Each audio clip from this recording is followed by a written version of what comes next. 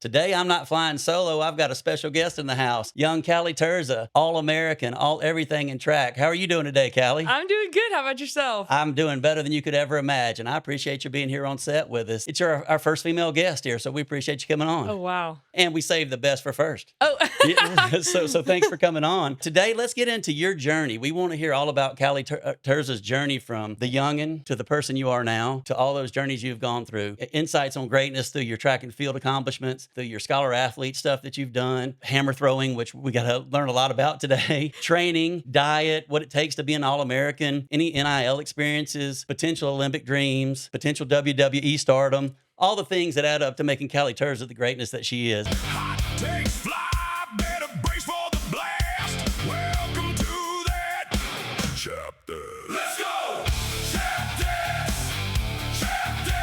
Bring the crash. Welcome to the Chapdass Podcast, a face for radio.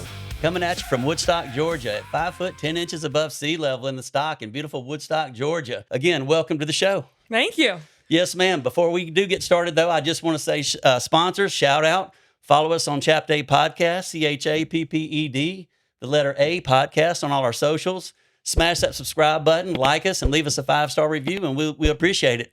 But we've got greatness on the set today, so let's get started with Callie Terza, All-American, all everything from Kennesaw State University. Talk to me a little bit. How's life?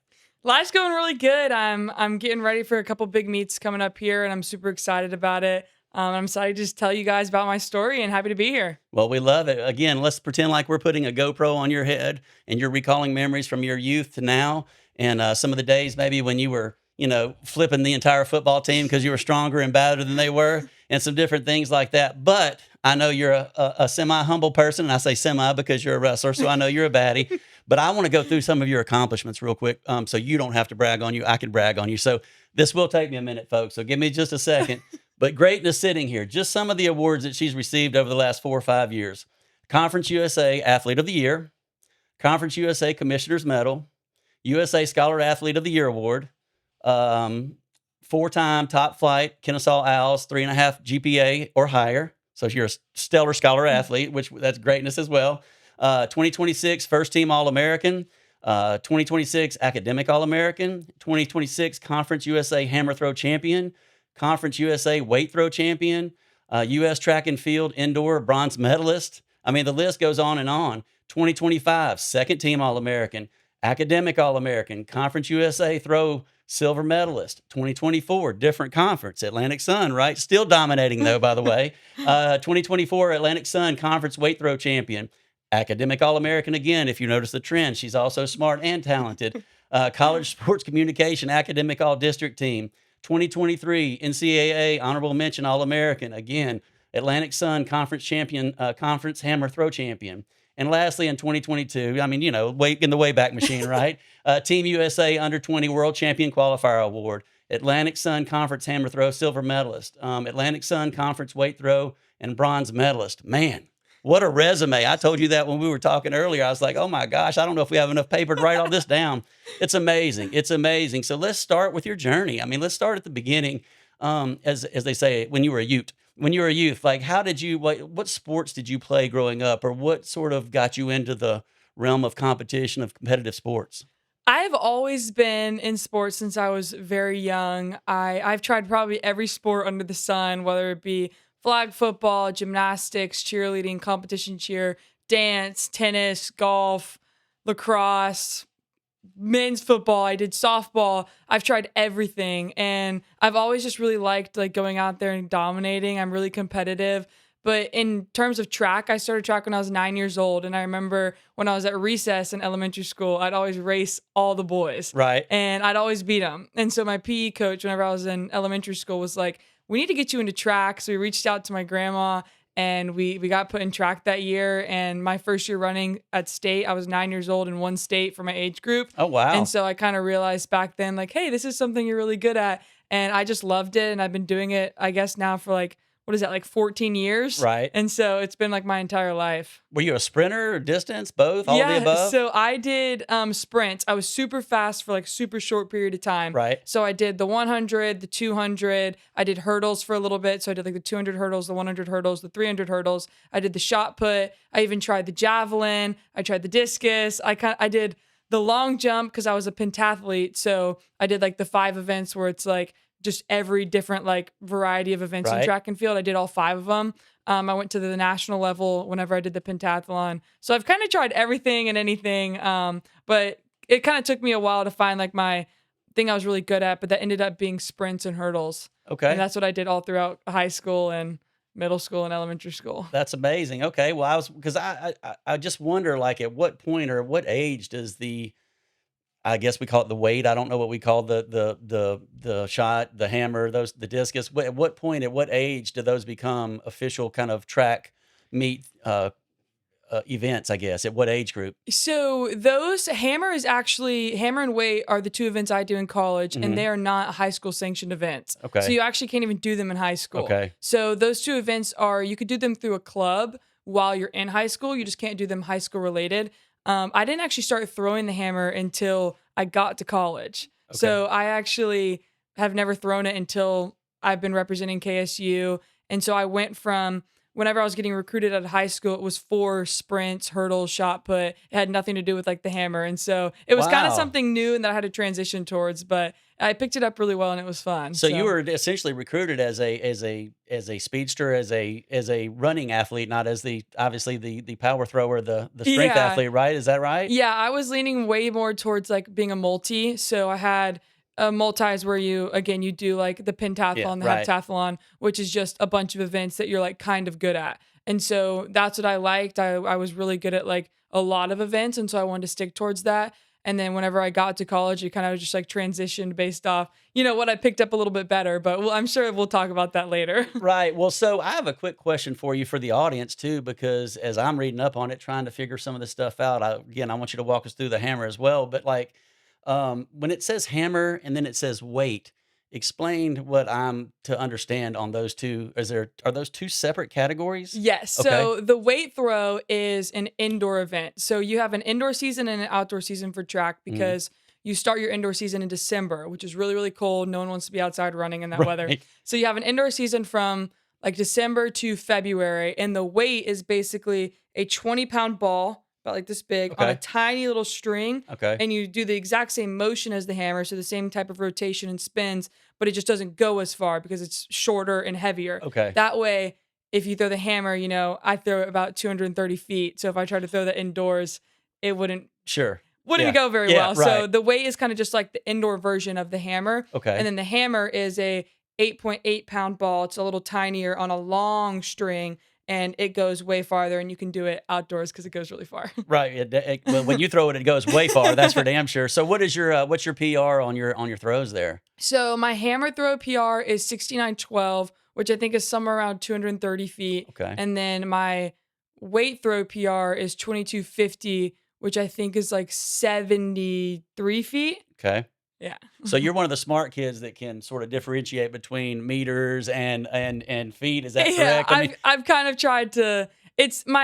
The bigger the numbers get, the harder it gets for me because I'm trying to do the math. But the Right. shorter ones, I'm good at. So I like it when it puts it in parentheses and breaks it down for me. Let me Exactly. know exactly how Yeah, many me feet too. that was. Or Me when you too. just explain it to me, that's 230 feet. Yeah. But still, that's amazing. And so, again, pardon the ignorance on some of this, but the track itself, the field itself, where the hammer has to still land in bounds. Correct? Is there a Yes. So there's a ring. There's a couple things that play into it. So there's a ring, and in the ring you have to not touch anywhere outside the ring, and you can't kind of fall out of the ring when you Right. throw it. So it has to be in the ring, and then there's these 2 what we call sectors, Mhm. and so you have the 2 sector lines. It can't go on either side of the sector line. Okay. It also can't hit the cage. Okay. So you have a cage that protects it from like coming out and hitting someone. Right. And so if you hit the cage and it gets caught in the cage, it's obviously a no mark. If you foul it, that's when you fall out of the ring or whatever, and then it can't go either way of the side. So you kind of just have to get like the perfect throw Right. in order for it to like be good. Right. And so, like, as you're working on some of that, how is there a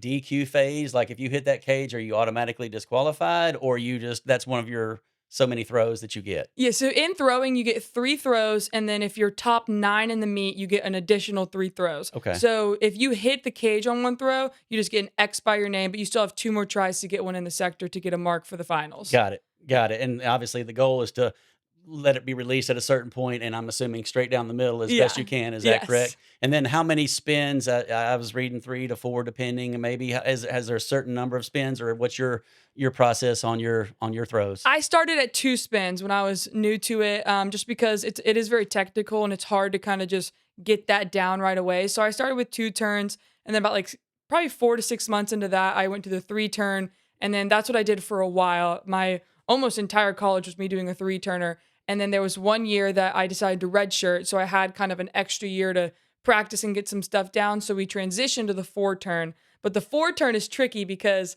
it's going to sound really foreign, but when you do a 4th turn, your first turn now turns into a toe turn. So Okay. usually you're turning on your heels. Right. And so you go heel, heel, heel, release. When you have a 4 turn, in order to like keep it in the ring, you go toe, heel, heel, heel. Okay. So you have to kind of like basically start your whole throw over to be able to like get it down and get that like ready to throw. How long did it take you to get that 4th step in, or that 4th spin in, once you were sort of used to the 2s? I feel like and I'm 3s? still learning it. I got you. I got you. Well, you're kicking ass and taking names with it, so it sounds like you're learning it and learning Yeah. it well. So I mean, like, so obviously track and the track and field aspect of it, the sprinting and all that stuff drew you to the sport. What like influences as far as I think you mentioned people coming to you about the different opportunities in track, but is there a certain person or a certain coach or certain athlete or whatever that sort of drew you to the sport, that sort of brought you into this side of it versus the sprinting and the hurdles and whatnot? Yeah, I would definitely say it's my current coach, or assistant throws coach, Coach Mike. So whenever I got introduced to the hammer, it was my senior year of high school, right before the state meet. And I wanted to throw, I was seated 2nd in the state for the shot put, but my competitive, I wanted to win. Right. And so I was like, how can I get better while also, training for all these other events I have to do at the state meet? And so someone told me about this club that they, make your throwing better. And so I went to this club and I told him like, hey, I'm a sprinter. I do the shot, but I really want to win state. And he told me literally just point blank, you are not going to be good at sprinting. You are never going to go to college for sprinting. You're never going to be like this great sprinter or shot putter. He was like, you will be a good hammer thrower. Well, I'm like, I don't even know what that is. So he's the one that kind of like talked to me about it and then obviously showed me it. And that was one of the things that like I really liked, is because I have always had the dream of going to the Olympics. It's been my dream since I was like 9 years old. And I want someone to be realistic with me, if that's going to happen or not. And he told me like that day, the first day I ever met him, I was so scared of him. He was like, you are not going to be an Olympian in sprinting, but if you can pick up this hammer and we can get you good at it, I think you can go to the Olympics for it. Awesome. And so that's kind of what drew me to it, is because. And was that Coach Mike that you're speaking Yeah, of? Coach Okay, Mike. what's Coach Mike's last name? Let's give him a shout out. Right Coach here. Mike Judge. Coach Mike Judge. Good job, Coach. You got her where she belonged for sure. I believe he was a good eye for talent right there. So Yeah. it sounds like you made the right decision there. Well, so at what point you said you picked it up your senior year with the hammer, so to speak? I went to his club my senior year. He wouldn't coach me until my track season was over. So I didn't actually start the hammer until the summer before college, which is where I got my offer from KSU to throw the hammer. But I didn't actually like start in competitions and everything until I was in college. And how long, once you sort of started that process, obviously your senior season ends and now you're getting into the hammer, when you said, you know what, I can do this. This is for me. I got this. How long did it take to click or to have confidence in yourself and your abilities and your training? I think it was pretty early on. Again, I was so unfamiliar with the hammer, but I remember about a month into me throwing the hammer, I actually went to the Junior Olympics, which is like the national meet for like the high school kids. Uh-huh. And I went there and was like 6th place and was an All-American, I think with like a month of practice. And so that's kind of when I knew. And even back then I wasn't going very far, but because it was high school, it's not a very like common thing. Right. And so when I went and like got first team All-American at the high school level, I was like, okay, like this is something that I think I'm the type of person that I teach myself anything. I work really hard at it. Like whenever I did cheer, I taught myself how to do backflips and all this stuff. I'd go in my grandma's backyard and just backflip, backflip, backflip. And half the time I'd fall on my face, but then I just keep doing it until I learned it. So I knew like, if this is something that I want to do, I'm going to work 10 times harder than everyone else. I'm going to do all the little things right in order to get kind of like caught up back to speed and better than any of my other competitors. So trial and error and hard work, Yeah. right? It pays off. There's no doubt about it. I mean, so you go from being on the prep field, dominating some of those events in high school, and then now all of a sudden you're moving into a national podium exposure. I mean, what's the jump from that? I don't want to call it a small pond with because Etowah's as big as it gets, where you're Yeah. competing and against people nationally, but then you go to a whole nother level in college. What is there an adjustment? What are the things that you sort of noticed that were different from one to the next? I definitely think one thing I had to get used to is just like the level of competition. I mean, D1 college sports is like the hardest it gets. And especially with a lot of like the foreign athletes, it Mhm. was really hard because, you get to the national level and it's basically like the Olympics because you Right. have all of the foreign kids, you have people from other countries, and you have, especially with like the redshirting rules, you're going against 26-year-olds who are still in college and you're just like a little 18-year-old. And so Right. it was definitely like a really big pond. And I Right. felt like the smallest little fish swimming around. But I knew that, if I stuck with it one day that's going to be me and I'm going to be a senior one day and hopefully be kind of at the top of the chain there. And so I just stuck with it and, trust the process and knew that it was probably going to take me a while, but if I stuck with it, I'd probably be up there with all of them. So the international athletes, I would say, I'm assuming this kind of like basketball as well, where they're starting professionally, so to speak, training for Olympic type stuff at 16, 17, 18 before you were even able to pick up the hammer. These Yeah. guys, these ladies, guys, these people have been competing and throwing these things for 3, 4, 5, probably longer than that, and illegally for some. But so you are kind of going up against people that are sort of adults in the field versus Yeah. you're a neophyte coming up in this portion of it. But obviously you picked it up quickly and made Yeah. it happen. But I do understand that. I think it's amazing that you go from just again being a sprinter and that kind of all around athlete to specializing in something completely different, but dominating, which is amazing. So it caters to your stick to itiveness, to your like you said, I'm going to work harder than anybody else. I'm going to be the best of the best, and obviously it's worked out well for you. So, but kudos to you for all of those things. I Thank didn't you. realize about some of the high school stuff. We didn't talk as much about your high school accolades, but I knew there Yeah. was a ton of them. I just didn't know what they all were. But on a side note here, you talked about training and being the best and doing these little things. Now, got a question for you. I've seen you on a softball throw a softball out at first pitch at your college. Oh How gosh. long did you train for that? Because it was a strike. You did great. It was the day of. I found out I was doing it the night before because I guess my coach kind of planned it and wanted it to be something like fun and exciting. And my coach knows me really well. If I would have known about it earlier, I would have been out there for a week. Right. And I would have thrown my arm out and wouldn't have been able to throw. And so he told me the night before just so I wouldn't be able to like go practice it. Right. And I was freaking out. I was so nervous. And so I was meeting with the baseball players. I was texting them. I was like, you got to meet me. Like, we Right. got to figure this out. And I just threw about like 100 balls right before I walked out there, and then I got out there and I was like so nervous, but it thankfully went down the middle Yep. and Great everything was throw. good. So Great throw. yeah. That was a pretty cool experience too, right? It's awesome to be recognized for all your awards and all the things that you've earned, but the little things like that, the extras, getting out there and represent your school and represent your sport in a different sport on the softball field, just the extra recognition has got to be pretty Yeah. cool. It always is really cool. I'm honestly like, you would think with all the things I have been able to accomplish during Kennesaw, like I still get so jitty whenever like someone asks me to, come on an interview or podcast or go represent this. Right. It's always really cool. Right. Well, let's talk about some of the fond memories that you've done with some of those things. I know we just talked about the first pitch, but like, what are some of the best days that you've had, or the best throws, or the best events, or the two or three things that stick out in your mind of, man, I just slayed this. I just killed it. Like, I mean, what are there some memories that stick out of specific competitions? I would say probably my most impressive performance was actually when I got third at a meet. And it sounds like crazy because I got third, but I've never made a US national meet because so like with the US national meet, that's where you're going against the Olympians. And Mhm. so it's a lot of the girls that are like probably 30 because with my event that I do, a very common age is like 30 to be really good at it. Oh, wow. And so it's one of those events that you honestly do better at when you're a little bit older. And so I've never made like a professional meet like that. And this past season, in the indoor season, which is not my event, I don't really like the weight throw. Right. Hammer throw is kind of where I've always succeeded. But this year, I qualified for the US Championships, which is in New York. And so I got to Congratulations. go out there. And it was like me and like just these, older girls. They were all like really, really good.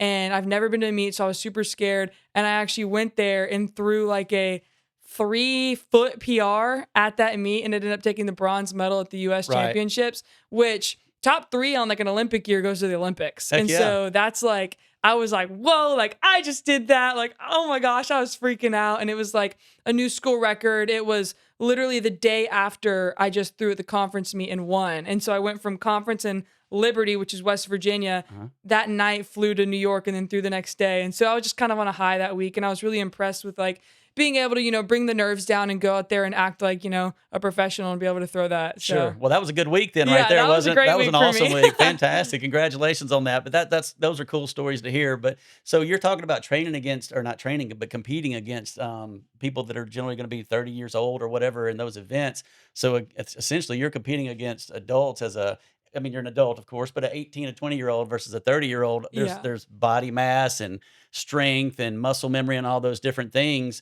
How long did it take you to feel comfortable with competing against some of those? I'm sure you knew some of the big names and these people you've probably seen and watched and read about, and now you're up against them, competing against them. What is that feeling like? It was honestly like really bittersweet because when I first started throwing, like I said, I was the type of person who I was doing my turns outside of my driveway 5 hours a day. I was watching film religiously. I was doing anything I can to learn more and to get to like kind of see how to be better at it. And so when I was in that era, like I was watching all these girls on the screen. I mean, even with the 2024 Olympics, I was watching them there. The 2020 Olympics, I was watching them there. And so like to go out and one day like your name's being called right after them, it's like so surreal. And I was obviously really scared just because I know I was like a lot farther behind than them. But I was like, what an honor that I'm out here with them. And I can't have them like, you know, be the girl who peed down her leg at the meet. Like I want them to Right. remember who I am. I want them to know,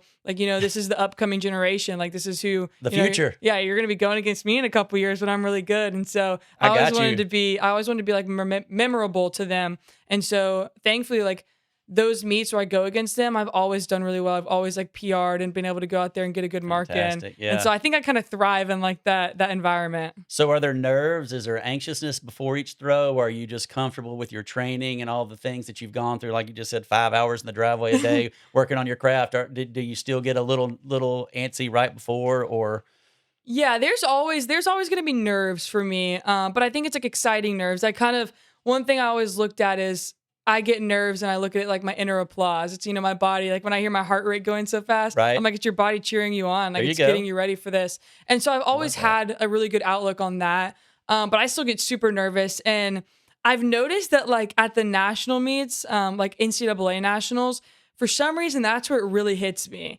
And like my nationals this year, it didn't really go as I wanted. My first 2 throws were in the cage. I didn't have a mark. And so I had one throw left to not only get a mark, but to throw far enough to make the final. And so it was like very nerve wracking. And the year before that, I did the same thing. And the year before that, I did the same thing. And so that level to me is just like way more nerve wracking, especially with like in the NCAA level. Like I said, the girls are older, Right. but they're not only older, most of them are already Olympians. Like Right. the top 3 at nationals this year were the national record holders in their entire country. Oh, wow. And so it was like super nerve wracking, but I think I know like I really want to bring back like a national championship for my school, and I want to do well for my school, and I've had like their support for the past 5 years, and I want to make them proud. So I think when I get to like that level, I put a little more pressure on myself. But I'm a lot more calm at like the United States level because I know like, hey, you know, like it's kind of like solidified already who the top girls are. Right. And so I'm kind of like the underdog, but at the national level, it's like, hey, like, you know, you could go win this. Right. And I think I put a little more stress on me. So the one you're talking about, was that when you were in Oregon this last Yes. couple weeks ago, a few weeks Yeah. ago? Okay, gotcha. So, but you got your third throw off. Yes. Everything worked its way out. Yeah, barely. I took my third throw. I had 2 in the cage, and that's like a no-no. Like even the crowd's like, oh. And so I'm like on TV, like my coaches are right there. I'm like, okay, you have 1 throw left to get in the final. And again, you have to throw the No top pressure. 9th mark to get in the final. Right. And I released it, and I still was like, I don't know. I made the final by like 3 centimeters. Oh, wow. Barely, like I came in at 9th place, barely snuck in there. And then was able to move it up in the finals. But it was really nerve wracking. And I was like, I was going to be really upset if I let go of a first team on my 5th year. Right, absolutely. Yeah. But hey, you made it. You did Yeah, we great. did You it. did great. You qualified. You did your thing. But Yeah. but you've been doing your thing for a long time. So, but you talk about some training stuff. Let's find out what the training regimen's like weightlifting.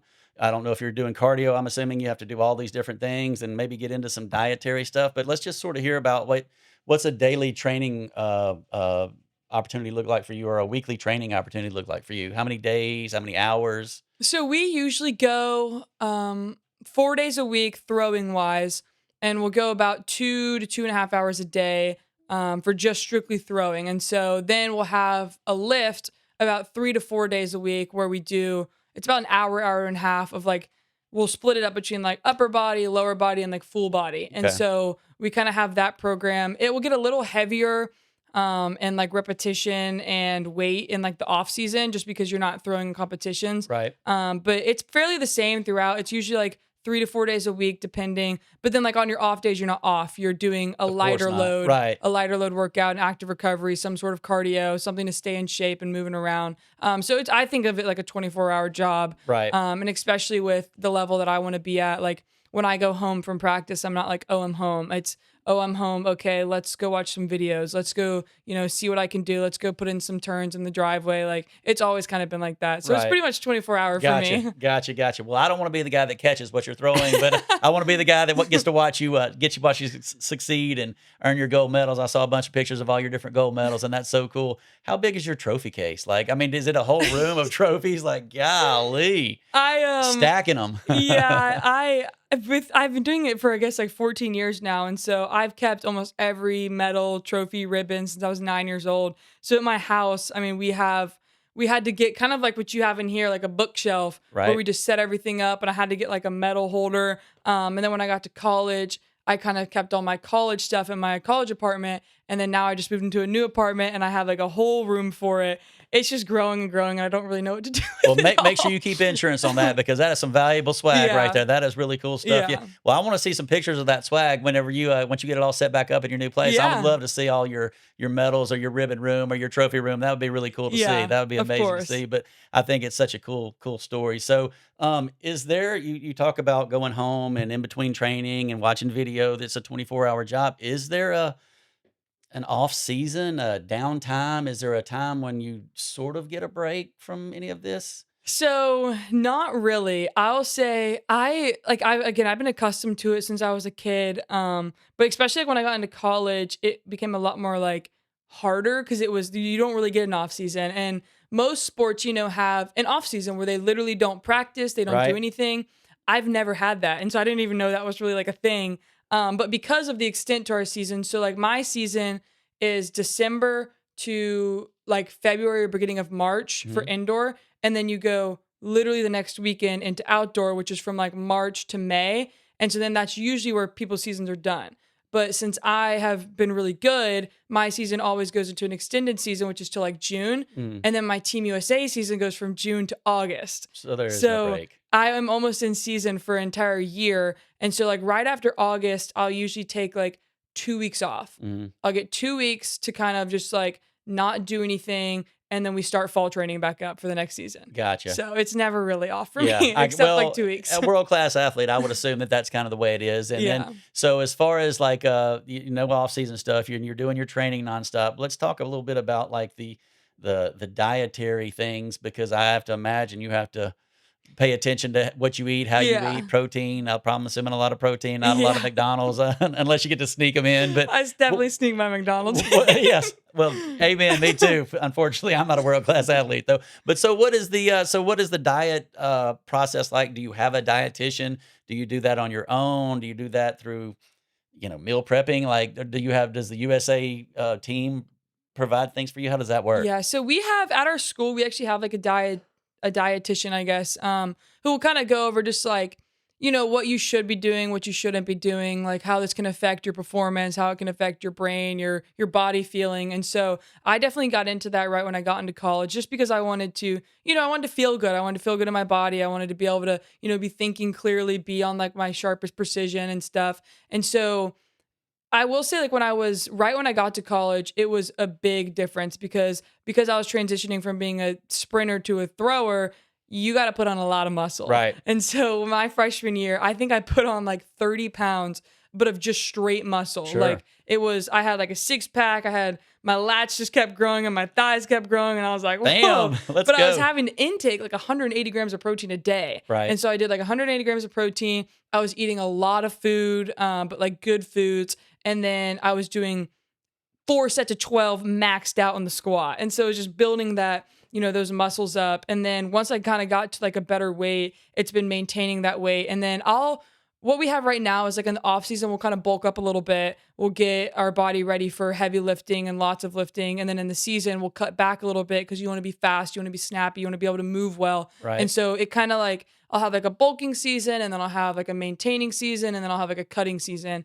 And a lot of it I'm able to do by myself now. Like, again, I know I can't go eat 10 quarter pounder with cheeses before I throw. But I also know like everything's about balance. And so if I want to go have like a McFlurry or something at some point, I'll allow myself that. So you do spoil yourself occasionally. Yeah, I Good, do. good. I do. I'm a big sweet treat girl. Good. So I do get my sweet treats in. Well, I was wondering because I was like, she's so physically fit. Like, I can't imagine you doing anything but just, all I can imagine is you eating brontosaurus burgers. Just nothing but just big old steak and big old chickens and big Yeah. old pieces of protein and whatnot. But, for fat guys like us, that doesn't sound like as much fun as it could be. But, I mean, obviously it's worked out for you. And so have you added more weight since you put on that initial, I think you said 30. Have you added any more? Yeah. I came in, this is going to sound so crazy because no one ever believes me when I say this, but I have so much muscle mass. It makes no sense on the scale. So when I came into college, I was like 160. So which is already like, people are like, what? Well, I got up to 185 whenever I was really lifting and stuff. But I looked like I was probably like 130 because of how like Chiseled. defined I was. Sure. And then in the off season, I'll get up to like 197. Like Okay. I'm pushing I've never seen 200 pounds on the Right. scale. I'd be really scared if I did, but I'll push up to like 197. And then whenever I cut back down, I'm usually around like 180. But it's anywhere from like 180 to like 197 is like my range, but I haven't seen anything lower than like 175 since I've been in college. So But there's no weight class for Mm-mm. weights, for hammers and, No. and the weight throwing, right? yeah, it's just the only thing that really matters with like the weight is when you're obviously, if you're super light, that ball kind of bullies you. Sure. And when you're a little bit like more, mass moves mass. So when you're a little bit heavier, you're able to kind of move that ball and work it instead of it like bullying you and Gotcha. you're sliding around everywhere. Gotcha. Yeah, you're curling Volkswagens, Yeah. right? I mean, I got you. I got you on that. So, so in any challenges with balancing, like when you were still in school doing your regular student athlete work, versus training versus some NIL stuff, those obligations, because you're always on the road, you're always on meets, and you're not going to Ackworth, you're not going to Yeah. Cobb County to do some of your stuff. I mean, you're traveling across the country. Did you any issues with school and getting those things done? Do you have a on the road tutor, so to speak, or help like that? How does that work? So there's a lot of resources at Kennesaw, which I've been like super grateful for. My freshman year, you had to have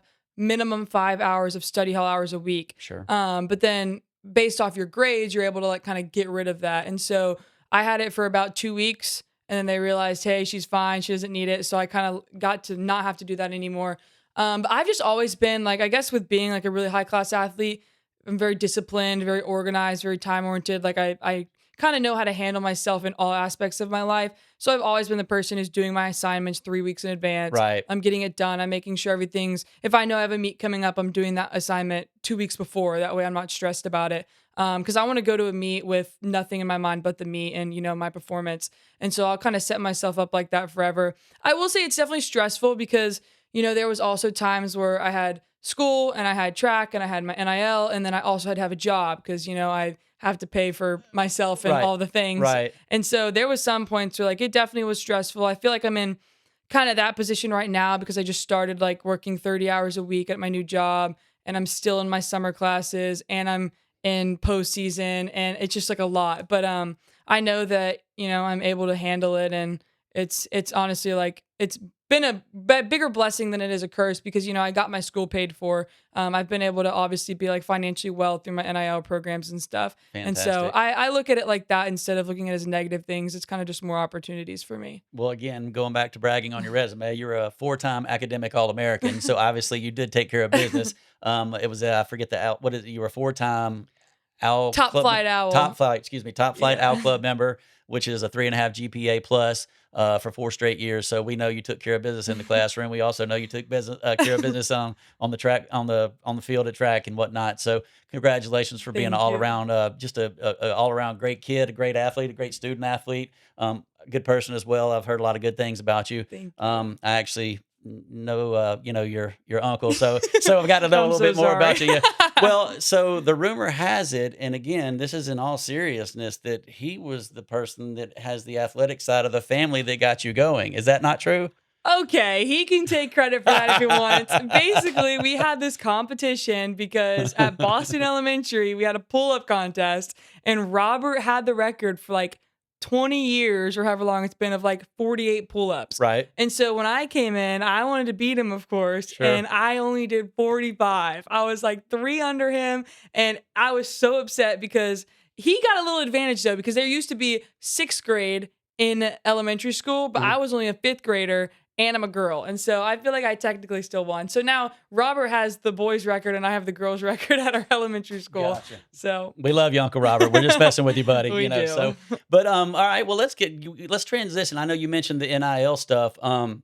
Let's get into a little bit of the NIL stuff because this is fairly new for people my age. There was none of that around. Of course, I wasn't getting it anyway. But the NIL stuff is very new. So let's kind of go down that NIL path if we could. And then eventually, I would like to get into some of the WWE stuff that I want to hear you talk about. But in all seriousness, another serious question, which means it's going to be BS question, right? okay. Did you get your start from squatting a dude multiple times in public? How did you get your start? How did they find you on your NIL things? Was it from your performance or was it from squatting dudes in restaurants? Because I saw that today and I could not get enough laughs. Oh my gosh. Yeah, so I guess it started whenever I did that. So NIL was very new for me too. I never even heard of it. Whenever I got to college, my freshman year is when they kind of had like the NIL meeting where it was like, I guess allowed or passed or however that works. And so when I was a freshman, I was like, I don't even know what that means. I don't need to worry about it. So I never worried about it. And I didn't have like a big online presence when I was in high school or even a freshman in college. I barely posted or like any of that stuff. I think I had like 500 followers. And so when I got to college, I kind of just started like posting like TikToks for fun. And I was just bored one day. And I kind of realized whenever I got to college that I was like really strong. Because again, in high school, I'm a runner. So I'm not ever worried about that. But when I got to college, I was like, wow, like, I just lifted like 360 pounds in the weight room today. Like, that's so cool. And so it all started as Impressive. like a joke one day where I was like, I wonder if I could like squat you. Right. And so I like picked up a guy and I squatted him. And then it literally just You became squatted him multiple times. You didn't just squat him once. You squatted him a bunch of times. It became a huge thing where like every time I'd go out, I would like squat these dudes. And so then I posted a TikTok of it, like literally as a joke to my friends, and ended up getting like 6 million views, over 1 million likes. And that's kind of when like my social media took off and people started noticing, oh, hey, like she is this athlete. She's pretty good. And, she's really muscular and scary looking. So that's kind of when it took off. And then I started like building it off that. And I knew like, hey, maybe I can build something with this brand of being a student athlete. And I kind of started posting, throwing videos and athletic videos, and it kind of took off. And yeah, so the WWE, we got in contact through Instagram and off this squat video. And it was truly from that. Yeah, okay, I wasn't sure. I was like, okay, this is real. Okay. And they were like, we love this. They were literally saying like, in this video, you just have this big smile on your face. Like that shows your personality. That obviously shows your strength. And they're like, we'd love to talk to you. And so I got in contact with them and then ended up signing a 3-year deal with them. Well, while we're talking about your socials, go ahead and let's see if we can't get you some more followers, some more stuff to build your brand. Go ahead and mention some of your socials out there if you don't mind, so we can get it out there for your followers. All of my socials are the exact same throughout all my platforms. It's just Callie Terza, Kaliterza. Sometimes I forget how to do that. But it's the same everywhere it is. So gotcha. I'm new on Twitter. Okay. I don't really know how to work Twitter, but I do have one. Well, good news. The only good Yeah. thing I'm at as an old guy is Twitter. I can help you with Twitter, but the rest of it, Okay. you're on your own. Yeah, So, I don't know how to do Twitter. But something really cool. I have a daughter that's just graduated medical school, so she's doing her residency in Charleston, and then I have a young one that's a rising senior at Etowah. And when I was telling my oldest that you were coming in, she was like, "Wait a second. What school does she go to? I love her." That's what I was texting you Oh my earlier. So gosh. you've got some fans that you haven't met yet as well. So they were just Wow. really impressed with the. They'll go get my dog. Okay. Boomer has something to say. Boomer's impressed as well, but they were very impressed with your accolades and whatnot, and they were so excited to find out you were coming on. And my daughter, my youngest, looks up to you because she's an Etowah grad. Mary Kate was a River Ridge person, but she was like, "Oh my God, I see her everywhere. I follow her. She's amazing. Oh my She's gosh. beautiful. She's strong. She's athletic. She's Oh. everything that a young woman would aspire to be." So you are Thank you're you. leading by example, definitely. And the fact that you're a great student, a great athlete, and a great person is just a perfect package, though. So again, we're so thankful for you being on the Chapdass podcast, and we appreciate it. But now let's delve into the WWE because this is where I really get excited. I hope this gives me chills to think about it. I want to hear about it. So they find you, they see you on video, they see you squatting on Instagram, they see you squatting a dude multiple times, Yeah. smiling like crazy, doing your thing, having a good time, building your brand, and then they reach out to you through Instagram. Yeah, so their NIL program was probably like 4 classes in, so it was fairly new.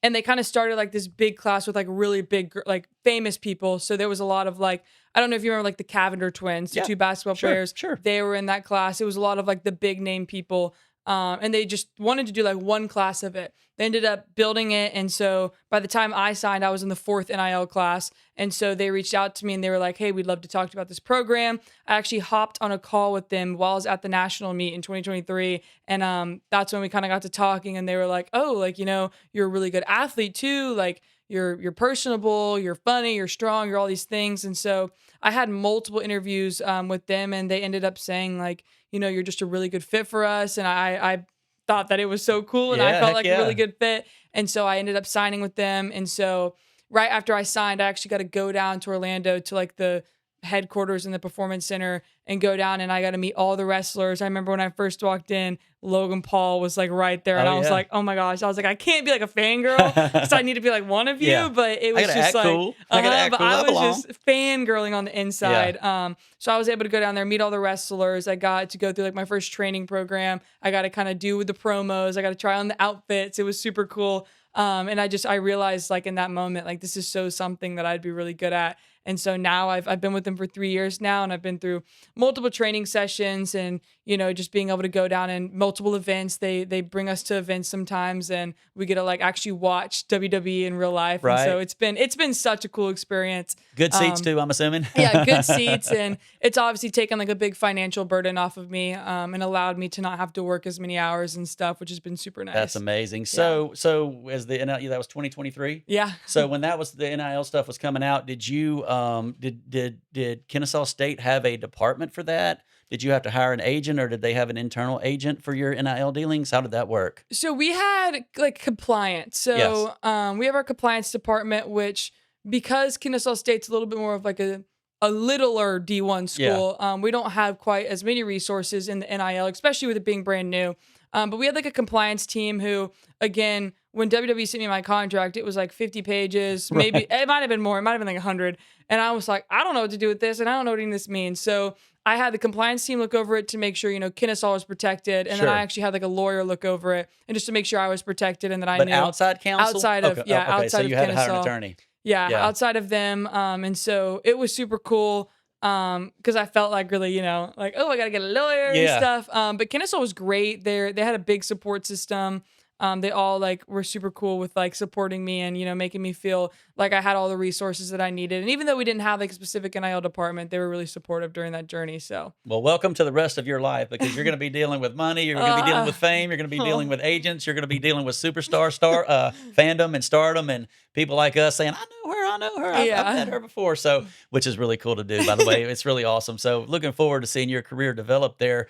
Can you tell us a little bit about the NIL process through the WWE? Is it a year by year Is it a 3-year deal? Kind of like, how does that work? Yeah, so the way the NIL process works is basically the NIL obviously stands for the name, image, and likeness of the athlete. But WWE put their little spin on it and made it the Next In Line. So it's the Okay. WWE Next In Line, which is basically the upcoming athletes that are going to be the next WWE superstars. The future.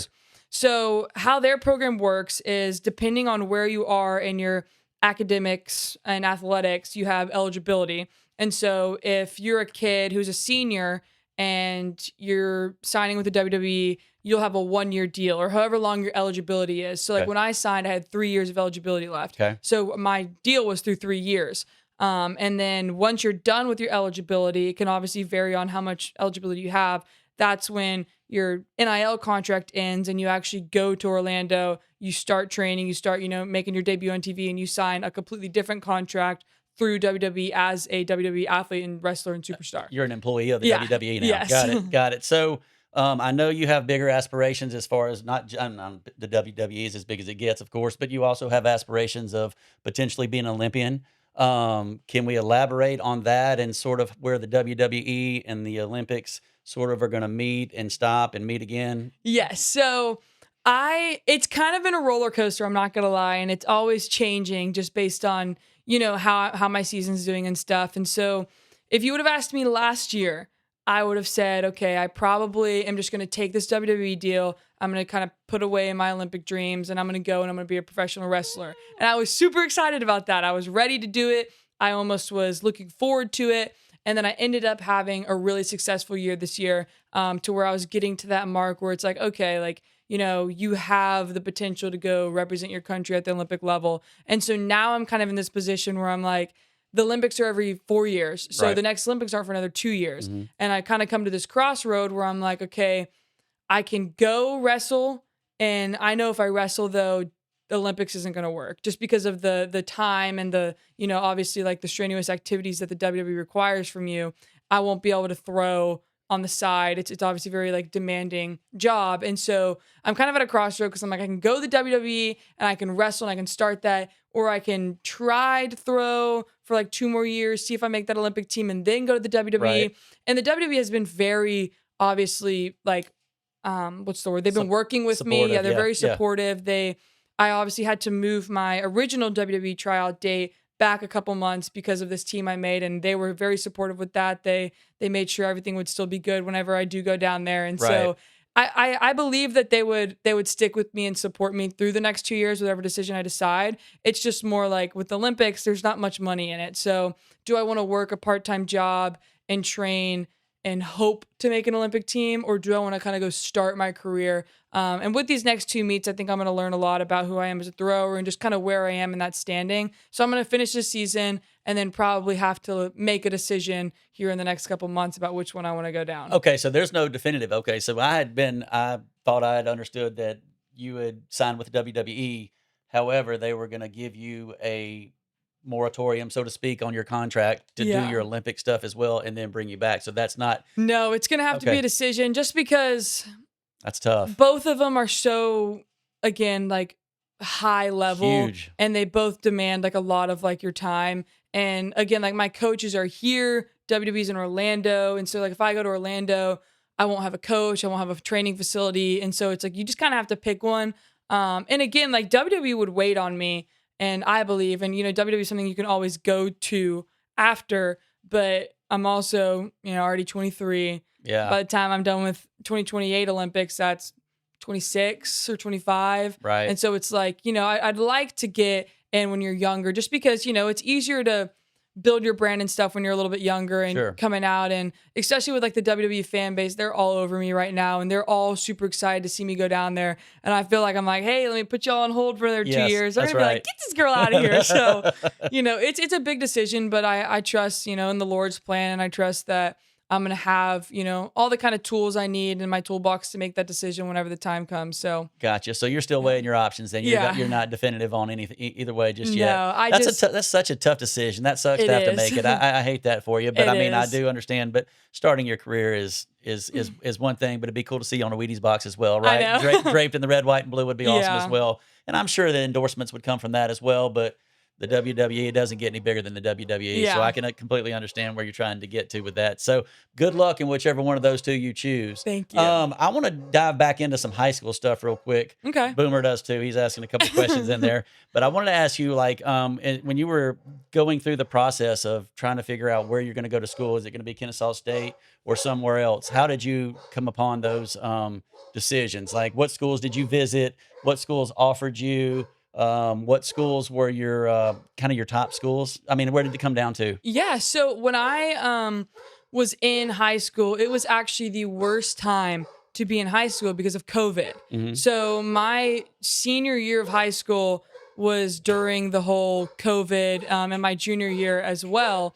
And so when I was like, there was no going on visits. It was a complete dead period. So Right. there was no visits. There was no really even colleges offering kids during that time just because of the whole COVID thing. They didn't know, hey, are we even going to be allowed to, bring these people here? And so I did visit a couple schools on visits, but they were to some like D2 schools that weren't necessarily in that dead period as hard as like the bigger schools were. Right. And so I got to visit like a couple schools in West Virginia and Florida and all of those kind of like states. But my biggest school that I kind of talked to and visited was Tennessee.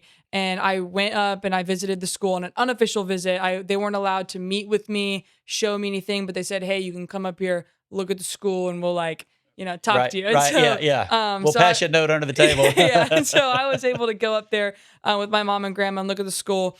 And I did love it. I originally wanted to do my undergrad in anthropology and so like study bones and stuff. And so they had a body farm at Tennessee, which I thought was super cool. And everything kind of aligned really well. But again, because of that dead period, they were pretty much like, we don't really know if we can give you any money. Right. And so I was like, okay, like I can take out a bunch of loans and go here and again, probably earn the money back whenever like Sure. COVID and stuff goes down. But Kennesaw, they obviously with it being in state, my mom gets Pell Grant, and so I had grants, and then I obviously had the Zell Miller, which was very helpful because it covered like almost everything in my school. Because of great grades. Yeah, because of my great grades, and so that was going to Kennesaw. It was between going to school for pretty much free and doing the hammer throw, which is super cool. And I get to be near my family. I get like obviously that support system. I'm really close with my family, very family oriented. And so I kind of get to keep them there too. Like me and my grandma go to lunch 3 days a week. That's like, awesome. We've always kind of done that. I do family dinners once a week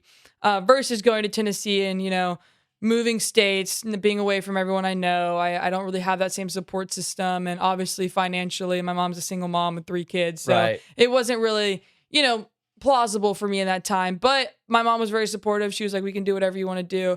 Ultimately just Kennesaw felt way more like home to me. And again, I had a bunch of offers. Like, I mean, I had talked to like Georgia and oh my gosh, Minnesota, Montana was one that I really considered going to, which was beautiful. I never got to go out for a visit because of COVID, but I looked at pictures of the school and it was just amazing. Sure. But a lot of those bigger schools were just so affected by the COVID. Right. And so it was really hard to and especially with the COVID year, because it brought back all of those athletes again. And so they were like, It clogged up the system. yeah, clogged up everything. And, they didn't have the money they thought they would have. And so I again, ended up going to Kennesaw and it was probably the best decision I ever made. So I don't think there's any doubt about Yeah. that. I definitely think you made the right decision on that. So, you do your Kennesaw thing. You get the COVID year. Were you there 4 years or 5 years at Kennesaw? 4 years. It's just the 4 Oh years. my gosh, no, I wasn't. 5 years. It was 5 years. I'm Okay, losing so you it. did get so you got your COVID year, kind of, so to speak, I guess. I didn't get a COVID year. I actually got the opposite. I didn't have a COVID year, but I ended up getting double knee surgery Oh Lord. on my knees. That was my junior year. And so I had to redshirt and Okay. wasn't able to compete. And so I Gotcha. got that year back Gotcha. whenever I was.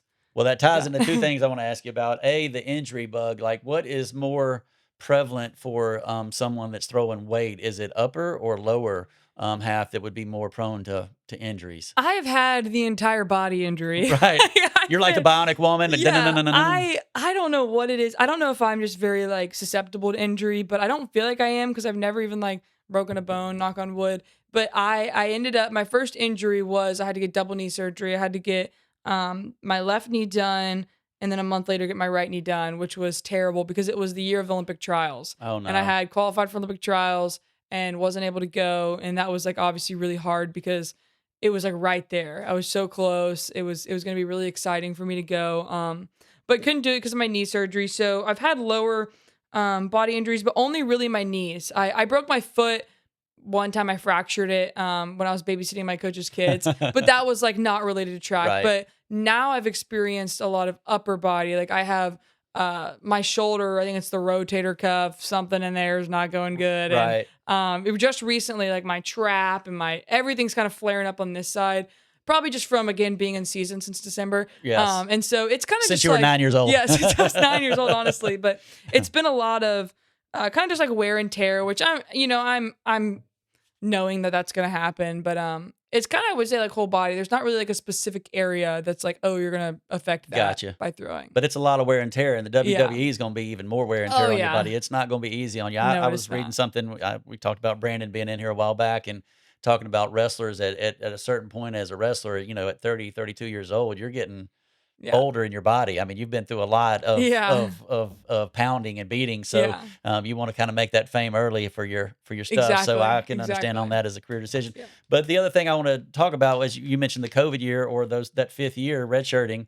Have you seen the 5-and-5 changes they've made for the schools, and what's your thoughts on that? I'm so upset because I was in that little window where you don't get You the missed it, COVID year yeah. and you don't get the 5-for-5. And Yeah. so it has been hard because, again, I got a fifth year, but I didn't get a fifth year of competing. Right. I only got 4 years of competing. And so it definitely is like hard to hear that, I could have had another year to go through. I mean, I could only imagine what I would be doing next year if I was still in college, which would be super cool. Right. So it sucks. And again, I was just missed that like COVID year. But I mean, I think I had a lot of success while I was here, and No I doubt. can't change my age. I can't change when I came in. And so I just have to be grateful for the time I had here and, hopefully just build that outside of college. And I still have, hopes for Team USA and stuff. So hopefully we can just like, Let's go, Get in baby. there, Red, yeah. white, and blue. Let's go. Well, either way, we want to follow your career. We want to look forward to your career, whether it's an Olympian, whether it's WWE, or whether it could somehow be both. yeah. I'm excited about your future. I know you're excited about your future. I can see it in your voice. I can see it in your smile. But the energy and all those things you bring are just amazing. And so I hope that you have continued success. Again, I hope just for USA's sake that you're an Olympian. But I too. also can't wait to say that I know this young lady right here on the WWE, whether you're the good one or the bad one, right? That's right. No Yeah. elbow drops on me, please. No elbow drops on me. But so as we get into the WWE stuff, what do you sort of like see yourself as? Or I think that's probably part of the production. They're going to let you know. But do you see yourself as the good one or the heel? Yeah. Yeah, so there's face and heels in WWE, and I've gone back and forth because me personally, like, I know when I, I'm not all like done up and girly girl, I look scary. I know I do. I'm muscular. I kind of look like a brick shit house. And so like, I'm just like, I know that it would be cool to be like a heel and be super scary, but I cannot like get mean. I can't kind of like turn that smile off. And Right. so I kind of played around with like maybe being like, like a sarcastic, cocky, like heel and like be able to be mean but laughing in your face while Right, doing it. right. And so that kind of worked a little bit more for me. I don't really see myself being like a face just because, again, I look so much different. Like faces are usually more like small and petite and like, and like I just don't really come across as that. And I definitely have a lot more fun kind of getting into a different side of myself because when I'm always nice and I'm always like kind of a rule follower Right. and I don't want to be that. Like Right. I want to be kind of something A little rebel. yeah, I want to be a little different and kind of tap into the other side of my personality. So I definitely think I would like to be a little more like mean and kind of like, but like in a smiley, like Harley Quinn kind of way. It makes me think of Sophie Cunningham. That kind of like she's a smiling villain, if you will. Like Yes, yeah. nobody likes her but her teammates, right? Yeah. I mean, but she does her thing, and then she Yeah. gets to sort of be sarcastic, but she gets to be a heel, but she also gets to be a face at the same time, right? Yeah. So I can see both of those personalities coming out in you. But I've seen a ton of your social media stuff, and you come across as a jovial, smiling, happy-go-lucky, skip while you walk kind of Yeah. kid, which is cool too. So whichever one you choose or they choose for you, I know it's gonna be cool to watch. So I'm Yeah. excited about that. Is there anything as far as the WWE things that you're anxious about or you're nervous about or you're concerned that will I or won't I sort of fit in, or the anxiety or anything like that? Is any Yeah, I definitely know. I'm not really worried about am I a good fit. I know I'm a good fit. I got the personality. I'm super bubbly, and I kind of can get into any kind of like character that I need to based off my personality. And I obviously know I have like the athletic gift to be able to go do that. The only thing I'll say I'm nervous about is I am a hypochondriac. I am like the biggest little worrywart about my health. And right? so when I get the tiniest little pain in my shoulder, Yeah, I'm like, heart attack. surgery, Yeah, I'm surgery. like, surgery now, heart attack now. I'm like constantly doing the body scans. And I know WWE is taxing on the body. And so I'm a little nervous just to like, constantly feel in a state of being beat up. But it's something that I'm kind of getting used to and kind of training my brain for and getting ready for that. And I'm getting better at it as I get older, but I definitely am a little nervous about just like, what is it going to do to my body and long term? How am I going to, come back from that? Well, I'm sure you're a So, tough cookie, and you're probably used to dealing with little ailments and little pains and yeah. whatnot, right? Just don't cut your arm off before you see Yeah, a doctor. That'd be exactly. my advice for you. So Exactly. so let's say the young Callie's here and old Callie, current Callie's here. What advice is current Callie giving to young Callie or young Callies that are coming up in any sport, be it track, be it wrestling, be it any kind of a sport? What advice would you give to the young guns coming up, or something to pay attention to as they're trying to navigate their way through high end athletics? Yeah, I definitely think if I could go back and change one thing, and this is kind of what I always tell the younger group of girls, is when I was in middle school, high school, college, honestly, even up until a couple of years ago, I was very, I feel like putting myself in a box and kind of like limiting myself what I could do based on the perception of other people seeing me. And so when I was in high school, like I knew I was kind of a little more tomboy always, and so I always tried to like do cheer. I wanted to do dance. I wanted to be like wear makeup and do my hair and go to like school and like be a little Right. more girlier because I kind of knew I was a little more tomboy, and there was a lot of things that I didn't try or maybe didn't try as hard at because I was scared. Am I going to come across a certain way? And so I always wish that I could kind of go back and follow my heart. Like I've always been super competitive, and I think if I would have allowed myself to be a little more like comfortable and hey, you are muscular and you're jacked and that's not a bad thing. And just Heck because, no. yeah, and just because these guys are saying like, oh, you're too manly, like, okay, that's why I can beat you up and throw That's you out of the right. ring. That's right. So, I'll body slam you and beat you in arm wrestling. yeah, and so just being able to like be comfortable in that, I think I was really uncomfortable in that for a while. And now again, you see me squatting guys, I'm arm wrestling people. Right. I'm very comfortable in that because my body lets me do all the things it does and have the success that I've had. So to like a younger version of me or even to a younger kid, like just being able to be comfortable in like what you are doing in your body and be able to go and like if you have a dream go in the Olympics, like fight for that, go work for that, and don't let like all these people tell you that you can't do it or that it's wrong or that it's not like stereotypical for a girl to go be a hammer thrower because like what even is that? But Right. yeah, Right. but here I am, and again, like it's allowed me to represent my country. It's allowed me to have like these NILs and all these platforms that I have, and that's amazing. And so being able to, like you're a girl, but go be a badass girl. That's like, right. Yeah, go out there and have Go some be fun. the best you. Go be the Yeah. best you. Control the controllables and go be Yeah. the best Callie Terza. And obviously you've done that. So I think that is a great advice for anybody. But I would also think it's kind of wild because people would look at you. I would look at you. Anybody else that would look at you. You're going to be on a WWE super stage, maybe an Olympian. You've been on the top podium of every event you've been to. People think, oh, that girl's got to have the most confidence. Has to have the most swagger of anybody I've ever Yeah. met. But yet still you have a little anxiety. You still have a Yeah. little apprehension on things. So again, go be the best you. I think Yeah. that's great advice. And like you said, don't leave a stone unturned. If it feels like something you want to pursue, go chase it. Yeah. I mean, is that the Exactly. advice Yes. you're there with it, right? So any shout outs that you'd like to give before we have a little bit of fun? I mean, I know you mentioned Coach Judge, but you mentioned your mother and your family system. I mean, is there anything out there that you'd like to give shout outs to throughout the years?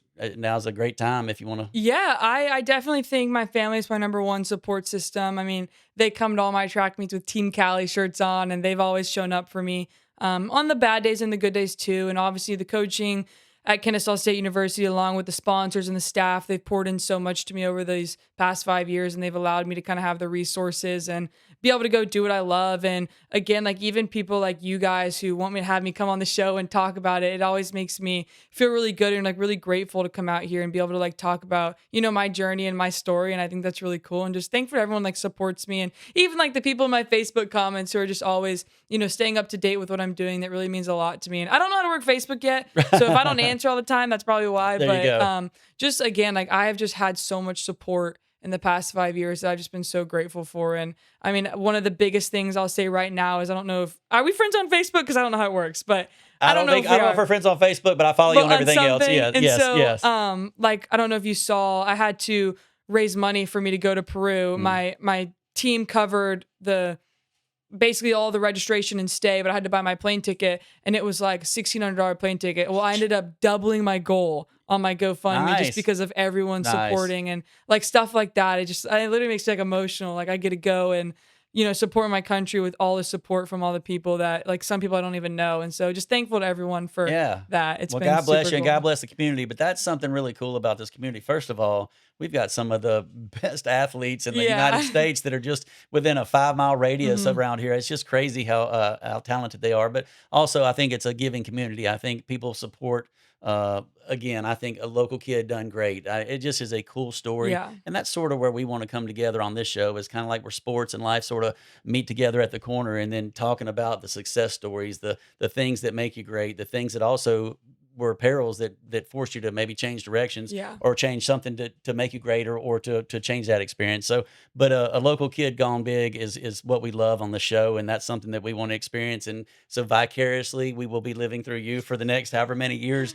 You're a professional hammer thrower or wrestler or both. So we support you, but thank goodness for good communities, man. But good shout outs right there. So how about we have a little bit of fun now? I'm down. Do a little bit of rapid fire. You ready to go? I'm ready to go. You ready to go with it? All right. Okay. So first of all, you talked about being 187 or whatever that weight was, and you've never seen 200. I'm the opposite. I never see much below 200. So we're foodies on this show. Some would call us fat asses, but we're foodies on this show. So let's talk about, again, this is a cheat day or this is the Thanksgiving day or whatever it is. But what is your favorite meal from start to finish? I want the appetizer through the dessert with the sweet tea or what we're drinking, and I want to know who's cooking it. Oh, okay. And it can come from anywhere. It could come from Cheesecake Factory or from grandmother. Okay. So if I could pick, I would wake up and I want my stepdad's smoothie. Which, hold on, don't worry, it's gonna get crazy in here. I want my stepdad's smoothie. He makes the best smoothies. Oh my gosh, they're so good. I want that for breakfast. Then I want like a big stack of pancakes with bacon, and I want like it like filled. Like I want Nutella, and I want like whipped cream, cherries, all this stuff. For lunch, I want a chicken pot pie, and I want my mom's chicken pot pie. Homemade chicken pot pie. Okay. Those things are like this big. I eat it in one sitting. Yeah. Like that is like my meal. Chicken pot pie is my favorite thing. Then give me a little bit of a break, and then I want my grandma's mac and cheese. She makes. Have you had it? No. Oh my gosh. I'm waiting on my invite, Grandma. Grandma's mac and cheese is top tier. I want the entire plate of that. Then let's get to the favorite part. Skip past all the meals. Okay. I want Brewster's hot fudge sundae. Let's go. Extra everything. I want to go to Peach Cobbler Factory, get the peach cobbler cinnamon praline one, eat that entirely. Then I want like some sort of thing, give me a little bit like a Sour Patch Kids or something a little more sour to eat, and I want to snack on that. And then I want to finish it with a tart cake from Publix. Let's go. If you've ever had the tart cakes, it's like the fruit cake, and I promise it sounds healthy, but it's not. And I will eat that entire thing in one sitting. Made by Uncle JJ. Made by Uncle JJ, yes, at Publix. And that would be my perfect food day. Well, I'm just going to tell you, you just put on about 18,000 calories on me trying to digest all that stuff that you're eating. So I can't digest it like that. It doesn't turn into muscle for me, but that's really cool. And that's very, very, very, very descriptive. And I like that. Oh, yeah. So, and I'm just waiting on that mac and cheese invite. I'll be over there. Yeah, you bet. I'll be there. I promise. It's phenomenal. I will be there. So let's go into WWE. Like if you were to say right now, I would want to wrestle this person, or I would want to wrestle with this person. Rhea Ripley. There you go. Rhea Ripley. That's the one. If it's a girl. Yeah. Rhea Ripley if it's a girl. And if it's a guy, I want The Rock back. Let's I need him go. to come back because he, to me, is just like the coolest person ever. He's obviously jacked and huge, and I want to be like that little girl running around him in circles. Yeah. And I want to take him down, though. I don't want to be teammates with him. Get I want him. Rhea Ripley to be my tag team partner, and me and her are going to take him down. Get him. Because who takes down The Rock, you know? Like, you got to be pretty special to do that, so. Well, there's a lot of ladies that would like The Rock to come back as well. I know that. And without a shirt, by the way, all the time. Shirt off is a mandatory. So what do you think is going to hurt worse? Training for the hammer throwing or training for the WWE? WWE. Yeah, most definitely, right? Oh, 100%. It is. I've been doing track for 5 years, and I have some crooks and nannies here and some pain, but WWE, I did like 3 runs on the rope, bruises all over the back, just like absolutely sore, can't walk the next day. So I know that's definitely going to be a lot more painful on the body, but I think it's also going to be a lot more rewarding. I get to beat some girls up and let all my anger out. There you go. Yeah. There you go. All that nice girl gets up, and now I you get get to a little release it. mad. That's right.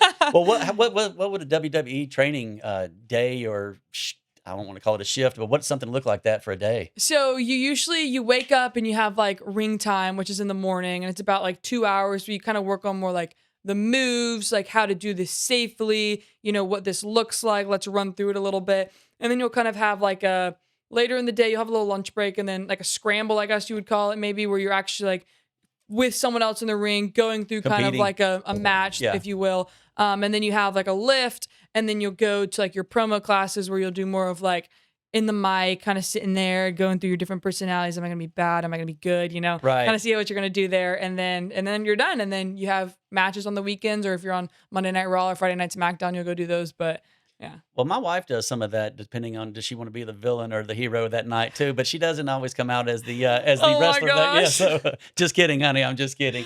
So you're getting ready for your hammer throws. You're getting ready for your WWE match. Let's say, what is a ritual or hype song or hype music, or what gets Callie Terza motivated to get going in her competition at whatever it is? Oh my gosh, this is so bad. Okay, I don't know what it is about me, but I listen to like 2 things. I'll either listen to sad music before I throw, or I'll listen to like old Disney Channel. And so it's like, I don't know. Everyone's always like, when people ask me that, I'm like hiding my earphones because I'm like, you don't get to hear what I'm listening to because it's embarrassing. Or I'll do like old Justin Bieber. Yeah. I love old Justin Bieber. And anything that really makes me kind of like get up. I've never really been into like rap or like, I don't know. Country's great, but country to me doesn't get me like in the mood to throw. It's more like those songs where I'm like, I'm still stuck in the, Justin Bieber. Right. So I'll be like that. I get super out there. But anything that kind of just makes me get like, ooh, I love that song is what I listen to. But like old Disney, is that like Hannah Montana? What are we Oh talking- no, like, okay. oh my gosh. Okay, perfect example. One of my biggest one is, the I wanna fly just like a bird, but you're a bird from Rio. Yes, The Rio song. yes. Love that one. It's Okay. like Hot Wings, Uh-huh. where they're like, yeah. So that song gets me really good. Any kind of like old, like, I don't know, like Disney, let's see, what's a good one I listen to? Like Let It Shine. Yeah. Yeah. Yeah. Oh yeah. Like Tyler James. Yeah. Love those. There's no way you're going to be a villain. By the way, you're I too personable. You're too I know. smiley. You're too happy. You're too good of a person to be the villain. I can be the opposite. Let's see if go. you can get that All mean right, look. go. Yeah, let's see if you can get that mean look. Yeah. Go. I'm looking at you What's right the next now. question? Yeah, that's right. Let's go. What you got for me? So next question is then let's go with is there somebody in your camp, and I say your camp and your family, but I'm thinking more so of like a track a person that is in your track outfit or in your WWE outfit that no matter the situation, when you hit the cage twice and you've got to make this the one throw, that's the one opportunity you have to qualify still, that can make you relax, that can make you smile, that can always cut a joke that's going to bring you back to sort of that level place versus stress. Definitely, and this is no like shade to my other coach, but Coach Kale. So I have 2 coaches. I have Coach Mike, the one I talked about, who is a bad cop. Right. He is the one that's like, you better get in that ring Yeah, and get it yeah. done. Coach Kale's the one that's always kind of been like my safety net. I have such a good relationship with me. He makes me feel like at home, safe. And he's the one that comes up to me and he's like, come on, kid, like just go in there, have fun. You've put in all the work, like you deserve this. And he'll always give me some kind of joke and makes me laugh. Right. But I know when I'm at like a big beat like that, for example, where I didn't have a mark yet and there was only 2 throws and I was like trying to stay away from Coach Mike. I was like hiding from him. I was like, don't look at me. And I'm like running over to Coach Kill and I'm like, what do I do? What do I do? And so like, that's definitely my person. And then I have like a couple teammates, but at those meets, you don't really get your teammates there because it's based on who makes it. So definitely like Coach Kill has always been like my stable one that makes me feel really good and gets it done. So even in your camp, you have a heel and you have a face, right? Exactly. You have some good cop, bad cop. Good cop, bad cop. Well, that's a good thing. That's a good mixture. It sounds like they've done a pretty good job with you, by the way. So it's good. But then when you bust that PR, who are you going to hug first? Who are you jumping to? Who are you high fiving and celebrating? Coach Kale. Because Coach Mike, again, he's always kind of been like that. He expects it. Yeah, he even if he doesn't, even if he's excited, he's not going to show you. He's going to be like, there you go, finally. Yeah. And so it's like, but Coach Kale is going to be like, let's go, kid. I mean, Coach Kale cheers so hard for me that his voice goes out every meet. And so like he comes back with no voice. And Coach Mike is kind of always the one that's like, but then you like make a sweet post later in the day. So I love them both the exact same. And I don't think I could do what I do without both of them contributing what they contribute. But definitely Coach Kale is kind of like my buddy. Right. Well, it's always good to have a good support system regardless. But having good coaches and those people that influence you, that's kind of where I came from in life is, divorced parents and then, stepdads sometimes in, sometimes out, but coaches always being there for you. And some of them beat my butt on a regular basis and they listen to the show too, but they beat my butt on a regular basis when paddling was allowed, but they also made me a better person, but they loved on you in the tough times too, and you feel that in both ways, but it makes you a better person. But that's awesome that you have a good support system like that. So let's wrap this up in just a couple seconds, but I'd like to give you another opportunity if you wouldn't mind. Go ahead and give your socials out one more time just so we can get as many followers as we can for you out there. Okay, it's Callie Terza, Kaliterza, no spaces, no anything else, just Callie Terza, and give me a follow and you can stick to my WWE stuff. There you go. Whether she's the heel or whether she's the face, that's what you'll know. One. That's right. Or maybe they can weigh in and tell you what they think that you can be. Yeah, I'll let y'all pick my names. But the name of the show is a Chapped Ass Podcast, a face for radio. So we like to ask all of our guests at the end of each show, what chaps your ass? Oh, I got it. I've been waiting for this question. So, have you guys ever been to Kennesaw State University? Yes. Have you ever tried to park at Kennesaw State University? I've paid for parking tickets for kids for Kennesaw State, but no. Let me tell you guys what chaps my ass. It is Kennesaw State parking. Let's first start off with the fact that they're just accepting so many kids that there's not enough parking spots. So when you go to the parking deck, if you have class or something, get there 2 hours before. Like it's like you're going to the airport. Like you got to get there with enough time to get through all this stuff because you're not going to get to your class if you don't. So not only do you have to drive around the parking deck over and over and over again for 3 hours before you can get a parking spot, then they just ticket you. Even if everything, they ticket you for everything. And like at first it was like $20, like, okay, whatever. They've bumped that guy up to like 50. And so then it's just like $50. Okay, you move your car, $50 again. You move your car. And I'm like, okay, so now where do I go? Like there's not enough room to park. And then if I try to park, you just ticket me. And it is my biggest pet peeve. And if I could do anything about Kennesaw State University, I'd get a wrecking ball, hit it, and just build like an unlimited parking deck. You just need to show that bicep and tell them who's the boss. I got and that's this. what I do. Yeah, drop there's that so ticket. many times, if you're one of the parking meter people watching this, I'm so sorry because there's been times, because again, like we'll be at the weight room, right? We have to go to our lift and they'll ticket us just for no reason at our lift. And I'll come out there with my pump and I'll be like, yo, like, you got to go. Cause like, this is like, I'm not paying this ticket. And if you want to see this bicep in your face, like you're going to get it if you don't take that ticket off my car. Cause at some point I think I had like $460 in parking tickets in like one semester. And I told my coach, I was like, you figure it out. Cause I'm not doing that stuff. Anyways, that's what chaps. Been there, done that. Sorry, I got a little heated. But mine got towed at when I was in college, so I had plenty of parking tickets myself, parking in the wrong places. So I feel you, and that would chap my ass as well. So, so I got a little carried away there. Again, Callie Terza, greatness, All-American, academic All-American, everything out there that a female athlete that you would want in a daughter, that you would want in a sister, that you would want in a niece, that you would want in your first female interview.